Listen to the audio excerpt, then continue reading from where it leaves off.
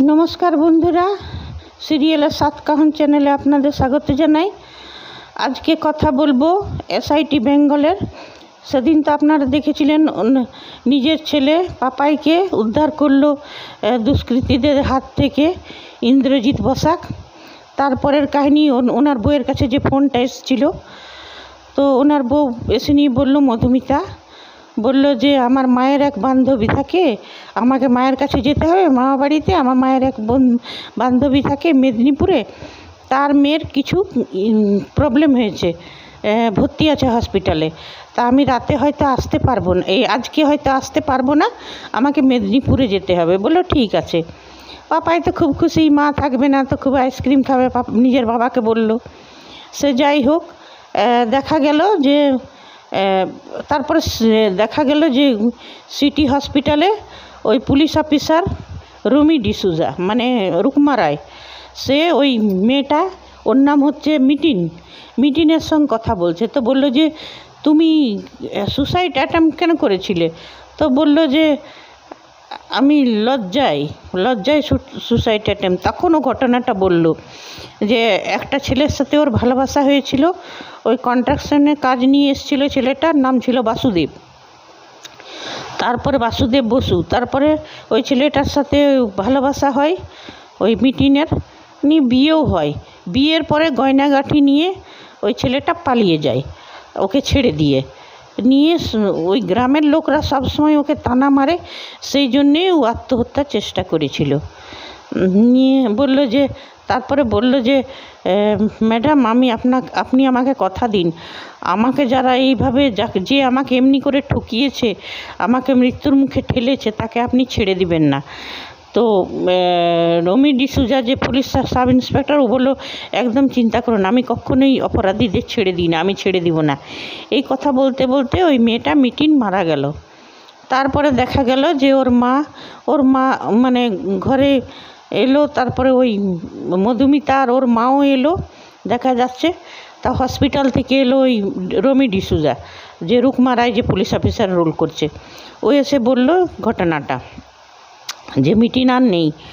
নিয়ে ওর মা খুব কাঁদতে লাগলো। তারপরে বললো গ্রামের কেউ বলেছিল বোধহয়, তো ঘরে এসে দরজা বন্ধ করেছিল, আমি দরজা পিটলাম করলাম, তো এই অবস্থা। তখন খুব কাঁদতে লাগলো। তখন ওই রমি ডিসুজা বলল পুলিশ অফিসার যে আমাকে ওর কোনো ফটো আছে ওই বাসুদেব বসুর, তো দিন। তো বললো ঠিক আছে আমি দিচ্ছি। ফটোটা দিল ওরা। তারপরে বলল আপনি চিন্তা করবেন না, ওর মরাটা বিফলে যাবে না। ওকে যা এটা সুসাইড নয়, এটা খুন। ওই ছেলেটা খুন করেছে, ওকে আমি ধরেই ছাড়বো, ওকে শাস্তি দেবই। মধুমিতা ওর মা সামলাতে লাগলো ওই মাসিটাকে, মিটিনের মাকে। তারপরে রমি ডিসুজা বাড়ি আসে। তো ওর মা বারবার ফোনে বিরক্ত করে, ছেলের পক্ষ আসছে কথা বলতে। তো রেগে মাকে বললো যে এখন আমি বিয়ে করব না। তারপরে বলল যে একাই তো মানে রমি ডিসুজা চিন্তা করলো একাই তো আমি পুরো কেসটা হ্যান্ডেল করতে পারবো না, তো আমাকে তো এসআইটির সাহায্য নিতে হবে। যে তো তারপরে কলকাতায়ও হেডকোয়ার্টারে এলো। তো হেডকোয়ার্টারে যিনি হেড, তার সঙ্গে কথা বললেন। তখন বলল যে স্যার এমনি ঘটনা, আমি তো একাই পারবো না এটা হ্যান্ডেল করতে, তো একটা স্পেশাল ইনভেস্টিগেশনের টিম লাগবে, আমার স্পেশাল ক্রাইম ব্রাঞ্চ টিমটাকে। তো বলল ঠিক আছে সে পাবে, কিন্তু তুমি না সব জিনিসটাকে এত পার্সোনালি নিও না, এগুলো একটা কেস। মানে যাই হোক, বললো ঠিক আছে সে হবে। নিয়ে তারপরে ওইখান থেকে বেরিয়ে রমি ডিসুজা কী করলো, একটা ফটো ফেসবুকে ছেড়ে দিল ওই বাসুদেবের। দেখি তো কি হয়। তো তারপরে দেখা গেল পরের দিনে অনেক নোটিফিকেশান এসছে, অনেকের সঙ্গেই ওই বাসুদেব এই জিনিসটা করেছে। হ্যাঁ, তো কেউ নন্দিনী সেন, এখন এই নন্দিনী সেনটাকে বুঝতে পারছি না, মনে হয় রমি ডিসুজাই ছদ্মনাম বোধহয় নন্দিনী সেন ওই নামে। এদিকে দেখা যাচ্ছে যে ইন্দ্রজিৎ বসাক আর তার সহকর্মী যে আছে দেবু, দুজনের কাছেই মানে মেলটা এসেছে। তো ওরা রাস্তার ধারে দোকানে চা খাচ্ছিল। তো বললো স্যার মানে ইন্দ্রজিৎ বসাক বললো যে রাস্তার দোকানে চা বিস্কুট খেতে খুব ভালো লাগে। বললো স্যার মেলটা দেখেছেন? বলছে হ্যাঁ দেখেছি। তো বলছে আপনি কি চাইছেন, কেসটা নেবেন?